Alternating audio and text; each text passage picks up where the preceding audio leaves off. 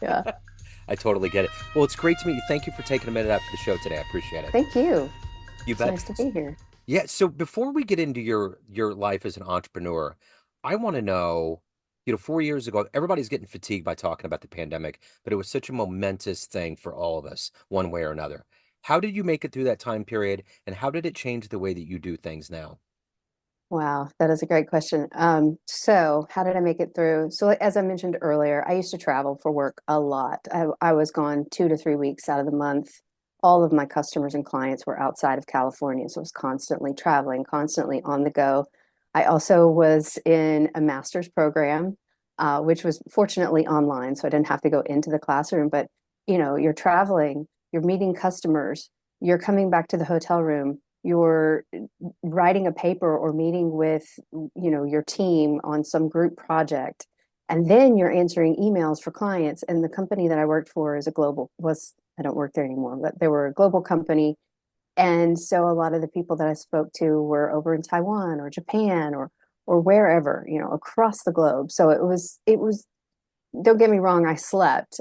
Sleep is very important to me. That's one thing that I try not to skimp on, but it was just constant. And then I remember March 17th being in the office. I just happened to not be on a trip. And the manager of my group said, "We're going home." And they said, "We're just going to go home until further notice. Take your laptops, head home. We'll just work remotely for now and figure it out." And I had about probably, I'd say 5 weeks left in my master's program. I was finishing up my thesis. And once that was over and I was sitting at home and not going anywhere, I thought, what am I going to do with myself? I had all this time on my hands, and it was like everybody else, it was kind of depressing. You have no idea what's going on out there. So anyway, I used the time to get back into music. I hadn't been working on music in a very long time.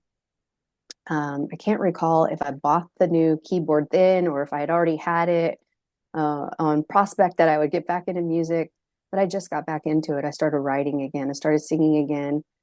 I worked out a few songs, started going back into the recording studio as soon as things started to open up a little bit. I also just kind of worked on myself. We talk about childhood traumas and all of that. Like, it's just a thing that people talk about now so much, is getting through childhood traumas, talking about triggers, talking about relationships, all of these things that before we were just constantly on the go. We didn't stop, we didn't think about it. I started thinking about that stuff, and I had a really great friend. She's one of my best friends. She introduced me to an app called Marco Polo, and we started getting on Marco Polo daily, sometimes multiple times a day, just talking back and forth about all the stuff that both of us needed to talk about. Things coming out. And it was very healing.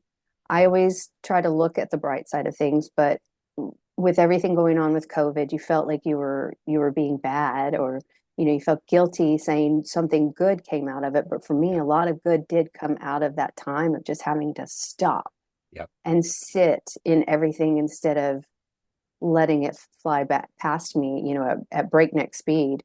Yeah. It's interesting because there's a lot of people that had silver linings. And it doesn't take away from the woe, but there's almost this weird buyer's remorse. And Hmm. it's like, I think with the voracious speed that we all move at, I don't think it's bad for the world to stop. I mean, look at the Venice Canal cleared up, all of the air in Beijing cleared up, these big clouds that hang over places like LA and Albuquerque, Yeah. they all cleared up. Like, everything had a moment to pause and clear the gunk, so to speak. So. And you wondered if it would last. Yeah, You wondered if, you saw families riding bikes I together know. out on this, and people spending time together, and you thought, will this last? And I feel like we kind of just, like a rubber band, snapped right back into Yep. everything that we were doing before. But I'll say, with a lot of the things that I faced or dealt with, new tools that I feel like I put in my toolbox for dealing with things, I've tried to keep those in play.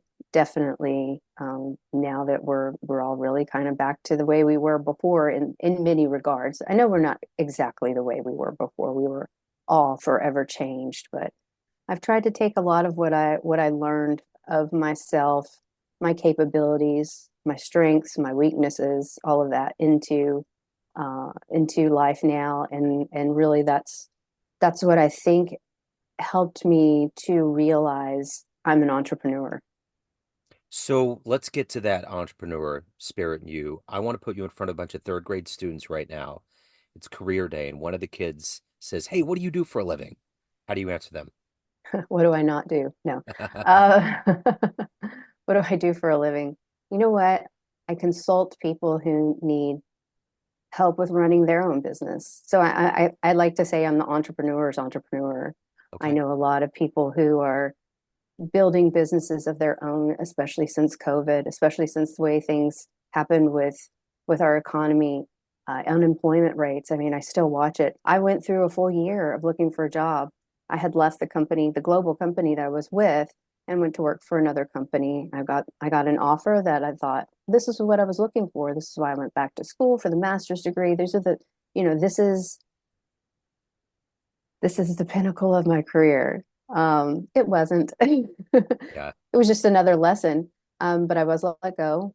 Things started happening in the economy in 2023, as everyone pretty much knows. And people still are not touched by that, and they don't really realize how bad it is out there. But I believe I applied for probably 300 or more jobs in 2023. And at some point, you finally just go, okay, maybe there's something else and I'm just missing it because I am so totally focused on doing this. So I had already spoken to somebody. You asked me a question about talking to third graders, and here I am That's fine. rambling. That's fine. You're knocking down other dominoes of questions. Yeah. Yeah, so I just it hit me that there was something more that I needed to do, and I spoke with somebody about starting an LLC and got the ball rolling with questions, and then by January of this year it was on. It Yeah. was on. The I was ready to go. And it's not easy, but I tell you, if another thing that I would say to the third graders, what do I do every day is I talk myself out of bed. Because it's hard, it's Yeah. exhausting, doing all the things, wearing all the hats, Hmm. and learning how to delegate and all of those things. But really, at the end of the day, I'm helping other people build their business and run their business and realize their dreams, Yeah. What as did well you, as realizing my own. of course, yeah, yeah, it's self-edifying. What what did you want to be in the third grade? What was your dream? Third grade. It probably changed a couple of times. I'm very interested in so many different things, but I think it was between a doctor, an archaeologist, or an advertising executive. So, how did this happen? How did the entrepreneurial seeds get planted in you? Take me back to where you were born and raised, and even music. How did all of this kind of become woven into your DNA and evolve into who you are today? It's funny, I've never really thought about it, but then when you say where were you born, how were you raised? I was born in Harriman, Tennessee, a very small little place in Roane County. And my dad's parents, of course, my grandfather at that time had already passed away, but he and my grandmother owned a dance studio. So my grandfather was a ballet dancer. He danced in Chicago, met my grandmother there. They got married. She was from Chattanooga, Tennessee. And so they moved back to Tennessee and they opened a dance school. So from the time I was born, I was in the dance school. My dad was a teacher.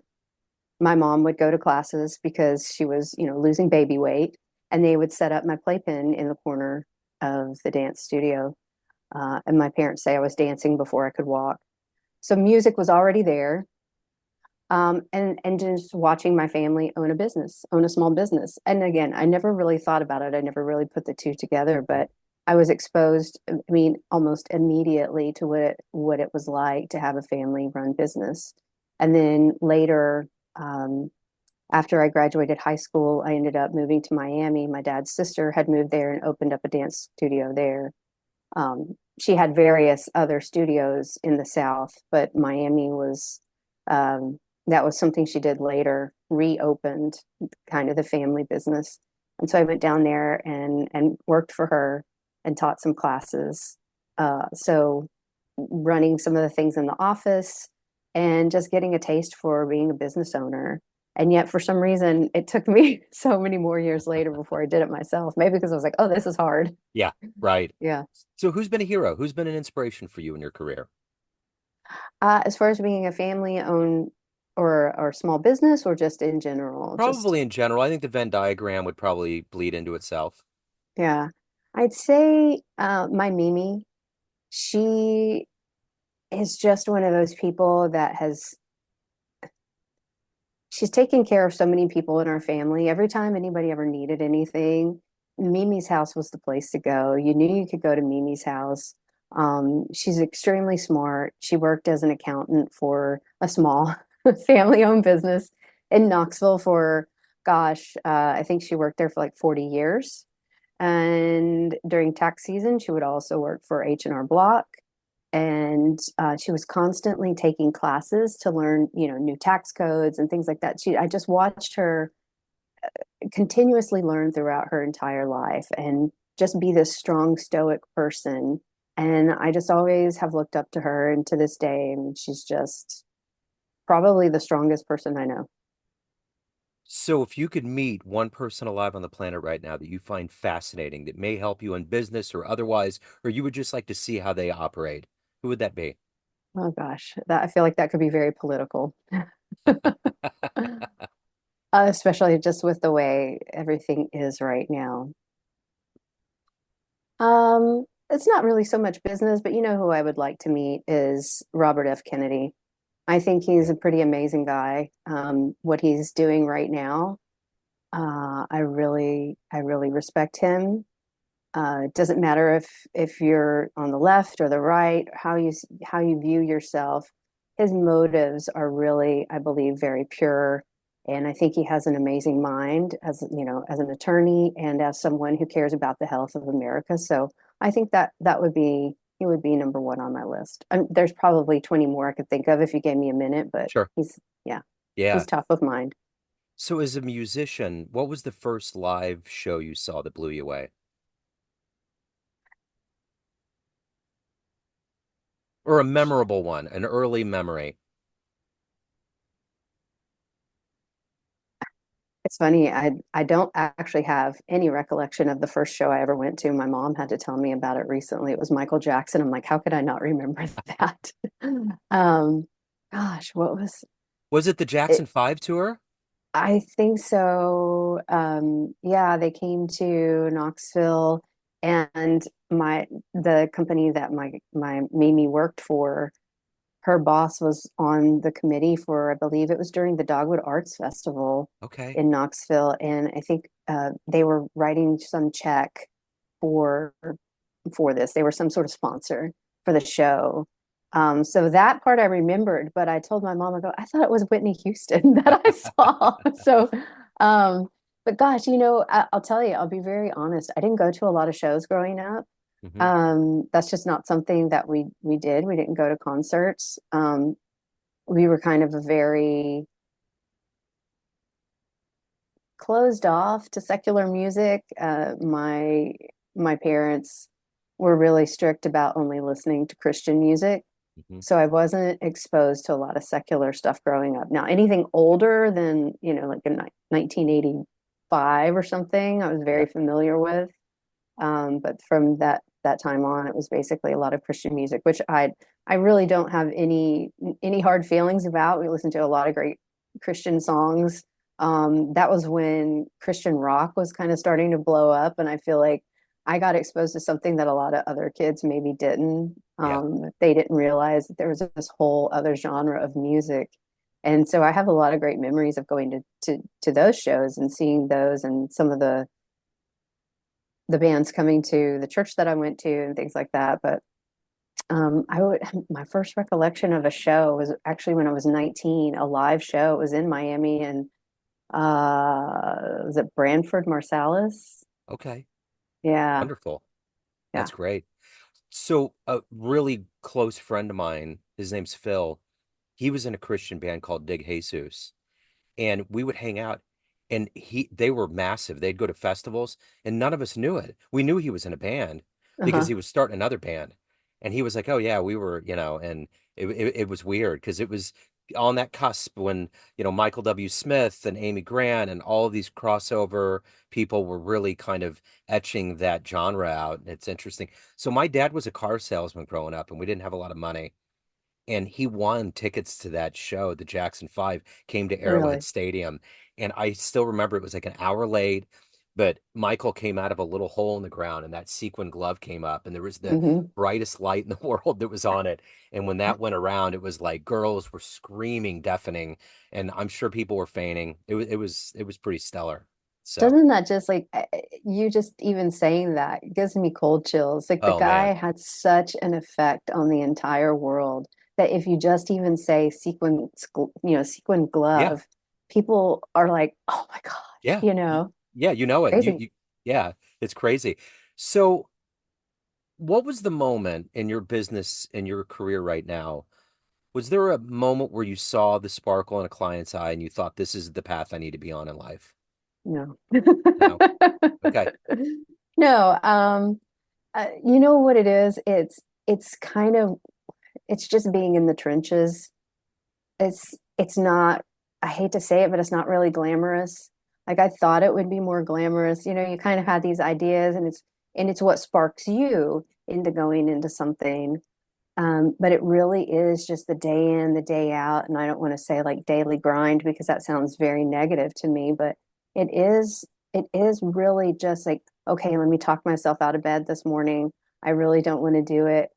Everybody's coming at me. They all want something. They wanted it yesterday. And, I have other people that do work with me and for me, like a marketing coordinator and, people that can take on some of the stuff, but it really is as a brand new business owner, as someone that's really trying to build something, you're going to cut costs wherever you have to. Not actually not even cutting costs. You're just not going to incur costs that you don't have to when you know how to do it. I guess there's just really for me, there's not a daily spark or anything like that other than knowing every day that I wake up and I'm doing what I'm made to do because of the way that my mind works, the way that I see things, the way that am able to embody so many different um, eh, skills and capabilities to be able to serve my clients.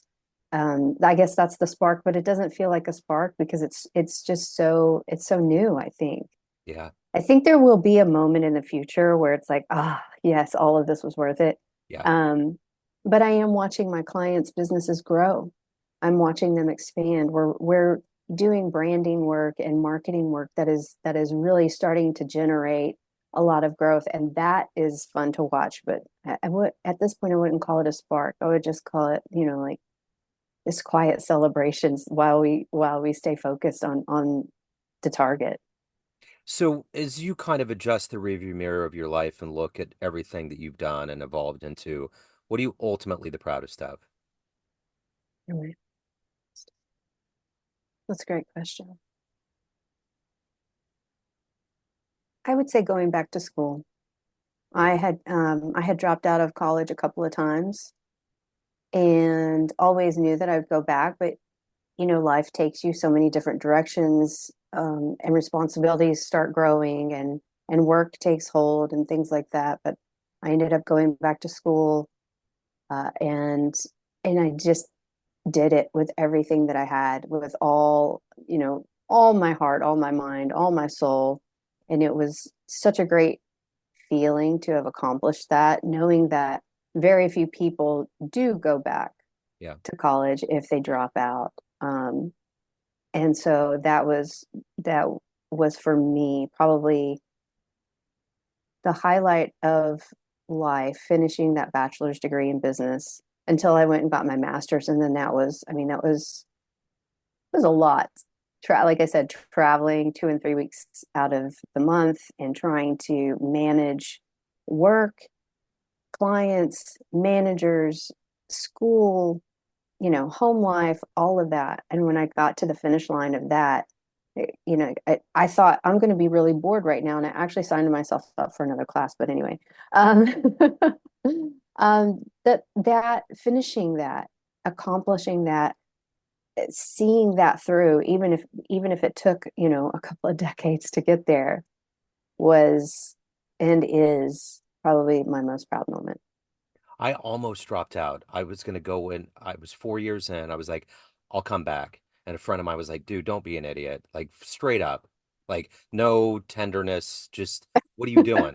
And I just was like, yeah, you're right. Like, all the powers that be was every, and other people were saying the same things. It was like, just finish it up because Yeah. why not?